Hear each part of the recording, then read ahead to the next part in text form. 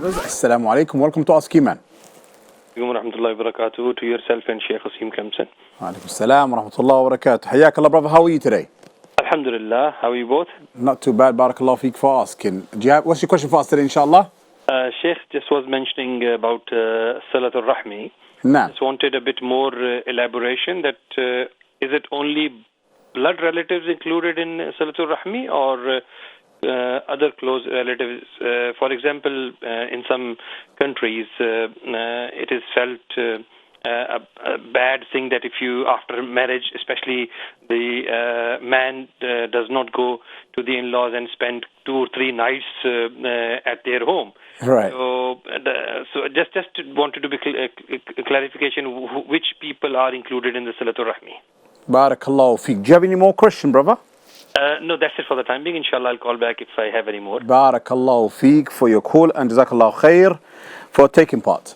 طب شيخنا, the question is it's a very good question because in regards to people that say to you Silat al-Rahim is only for those who are close to you or first cousins, for example. But generally speaking, who are Silat al-Rahim? So Silat al-Rahim are those kith and kinship who are close to you, or your close blood relatives. Like your mother, father, brothers and sisters, uncles, aunts and things like that. And then what goes the next level of qaraba, or in terms of relatives, would be your cousins and whatnot. These are also considered like Silat al-Rahim, upholding the ties of kinship is also, and that's done in different ways, by the way. Right. Okay, how you keep up the ties of kinship with your mother and father is not the same as you upholding the ties of kinship with your third cousin, for example. Sure. Okay, so you need to make that distinctly clear. But yet all have their huquq, have their rights. Now, with regards to the in-laws, now whether the husband is going to stay by his wife's, who is now his mother-in-law and father-in-law's house for 2 days or 3 days or 1 week. I mean, there's nothing stipulated in the Sharia that you have to do that or how long that's going to be. But this is kind of cultural, the culture will dictate what was expected and what's kind of the norm in that. And bearing that in mind, one should respect the cultural norms as long as it doesn't go against Islam. Okay, should respect those cultural norms, and if it involves, being good to one's in-laws and supporting them, not to the extent where a person is going to say, right, they're not my blood relatives, therefore I can cut them off. Well, Islam prohibits you from cutting your brother or your sister off anyway. No. Okay, so whether you are a blood relative or not, Allah subhanahu wa ta'ala tells us, إِنَّمَا الْمُؤْمِنُونَ إِخْوَةٌ, that the Muslims are but a brotherhood and sisterhood. So there's no justified reason for any Muslim to cut any Muslim off for any reason. And there are various ahadith that no Muslim should avoid their brother or their sister for more than 3 nights. Okay. No. So based upon that, and more of an emphasis on that, this is your wife's, this is her family, it's her mother, it's her father, it's her relatives. So being good to them is also in the same time being good to her as well. Sure.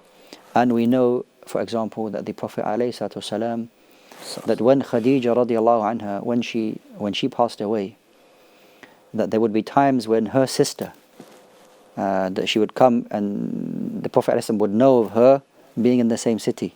And that the Prophet ﷺ would make a great effort to ensure that he would give a gift to her, to her family. Right. Okay, this is showing responsibility, it's showing respect and compassion and mercy to whom were beloved to you, who is beloved to you.